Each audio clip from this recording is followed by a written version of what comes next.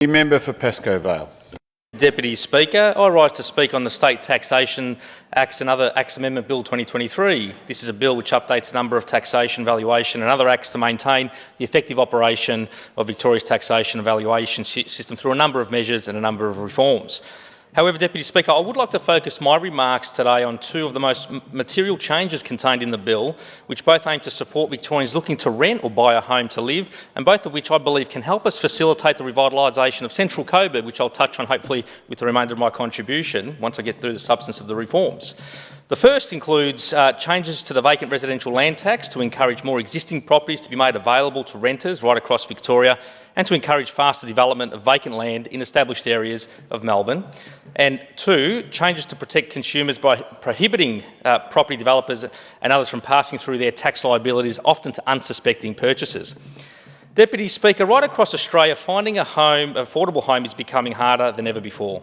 That's why the Victorian Labor Government's housing statement that we recently released on the 20th of September put forward an ambitious plan to tackle the root of the problem when it comes to accessing housing, and that is via housing supply. It's a simple proposition. If we build more homes, there'll be more affordable and accessible homes for first home buyers, families, young people, renters and retirees.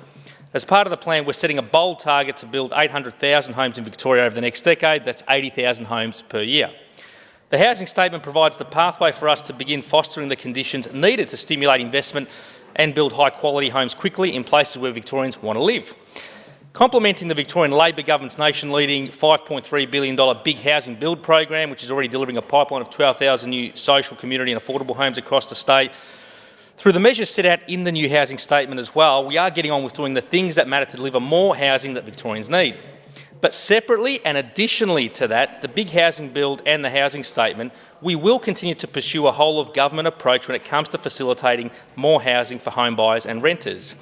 For example, our previous commitments to support first home buyers is a case in point, where through our landmark Homes Victoria package, first home buyers purchasing a new house that costs $600,000 or less do not have to pay any stamp duty, while concessions apply to purchasing a property costing up to $750,000. Deputy Speaker, we know the only way to improve housing affordability is to increase supply. It's the main way. So we're making sure through this bill that more unoccupied properties can be put up for rent and that more vacant land can be developed to build new homes. Changes to the vacant residential land tax provides a financial incentive for owners to rent out empty homes or develop long-term vacant land, providing more homes and more options for Victorians during the housing crisis.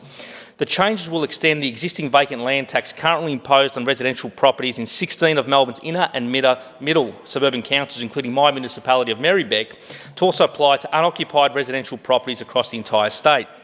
Expanding the vacant land tax provisions in the Land Tax Acts 2005 will encourage owners of unoccupied homes in Melbourne's outer suburbs and regional Victoria to make these dwellings available for rent or sale. Under the amended vacant land tax reforms, the period that properties can be deemed vacant will start from the 1st of January 2024, with tax change commencing from 2025. Existing vacant land tax exemptions will continue to apply statewide, including to holiday homes, properties recently acquired or regularly occupied for work purposes, and properties being built or renovated. Changes will also expand vacant land tax to residential land undeveloped for more than 5 years in established areas of Melbourne to discourage long-term land banking, which I'll touch on in my area soon, and spur the development of new housing across thousands of sites, infill and high-demand areas, again, several of which are in my area. This change will close a loophole where vacant land tax did not apply to unimproved land, enabling this valuable land to slip through the cracks, despite being appropriate for residential and other development as well. From the 1st of January 2026, residential land undeveloped for more than 5 years in established areas of Melbourne, so since 2021, will become liable for vacant land tax and apply to an estimated 3,000 undeveloped properties. Once construction commences, a further 2 years will be provided before the tax applies, and the State Revenue Office Commissioner can extend this in some circumstances. Deputy Speaker, the second element of this bill I want to focus on relates to the reforms around the prohibition of a portion of land tax known as windfall gains tax liabilities between a vendor and a purchaser under a contract of sale of land.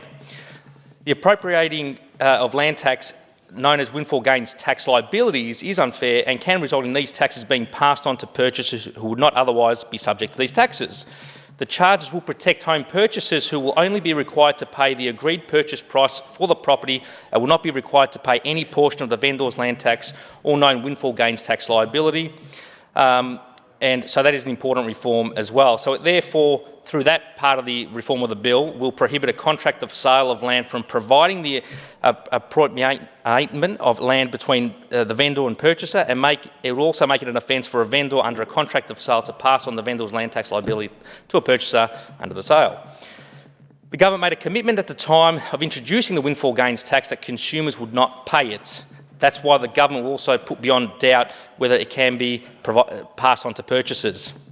The Spring Tax Bill will ensure that where the rezoning of land has occurred prior to a contract of sale or option has been signed, that the benefits of the rezoning are captured by the vendor that is selling the rezoned land, and it is the vendor that is liable for the associated windfall gains tax liability and not the purchaser.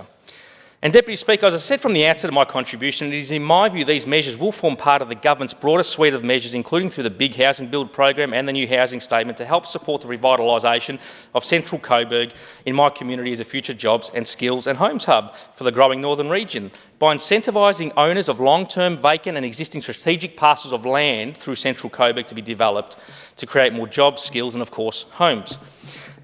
Deputy Speaker, I was so pleased to have welcomed the Treasurer on the 31st of March along with 100 local business and community leaders to the new Pentridge Visitor and Entertainment and Cultural Precinct for a very positive breakfast and discussion around the record investments the Victorian Labor Government has been making to lead, drive and kickstart the revitalisation of Sydney Road, Central Coburg and the Upfield Transport Corridor, which included through the removal of 4 level crossings along the Upfield line, the construction of 2 new world-class stations at Moreland and Coburg, the delivery of an outstanding active transport, cycling and walking and open space corridor that has been accompanied with the level crossing projects, $22.5 million to build a brand new Coburg Special Development School, $17.5 million to build a new technology hub at Coburg High, $6 million to redevelop the Coburg Lions City Oval historic grandstand and introduce new female-friendly change rooms, planning for a new mental health and wellbeing hub in Central Coburg, as well as investing in Merri Community Health and protecting the Merri Creek, as well as committing to community batteries in Merribeck.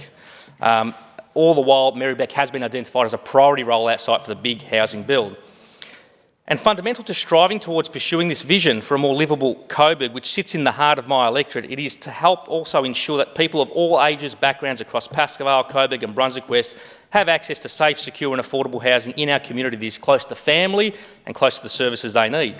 According to the 2021 ABS, Deputy Speaker, currently across my community of Merribeck, we are home to 171,000 residents as of 21, now around 188,000. And our local housing stock consists of 75,400 dwellings. 89% of these are considered as occupied dwellings. 10% of these are considered as unoccupied homes. 53% are considered as separate houses. 27% are semi-detached homes, such as townhouses. 18% are flats or apartments, and that's compared to 12% across Victoria. 62% of homes are considered family households. 29% are considered lone or single households. 8% are considered group households or shared housing. 31% of homes are owned with a mortgage. 28% of homes are owned outright. And 38% of homes are renters, compared to 28% across the rest of Victoria. And Speaker, with our population forecast to grow by around 23%, an additional 40,000 people between now and 2036, so our population reaching 228,000 people, we will need to keep working to facilitate more local housing within Central Coburg in particular. And that is why in this respect I would like to begin with other partners that we need to involve in this process, including Council. Merribeck Council are the major landowners and landholders through Central Coburg. Utilising ratepayer revenue over the last 20-odd years, Council has managed to purchase numerous strategic sites through Central Coburg. However, in doing so have done very little to contribute towards broader revitalisation or housing efforts to date. Some of these sites include the Russell Street and Harding Street car park, Louisa Street, Munro Street car park, Victoria Street and Waterfield car park and the Sydney Road Coles building.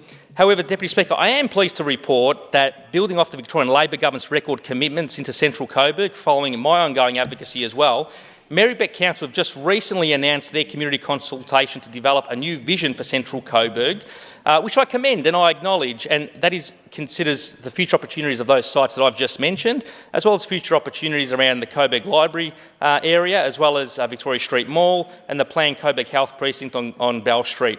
But along with council, of course, there's a number of other strategically privately owned sites across Coburg that have been underutilised and frankly land banked for many years, which I'm going to run out of time to touch on, but which this bill specifically will help encourage and facilitate more housing potentially into the future.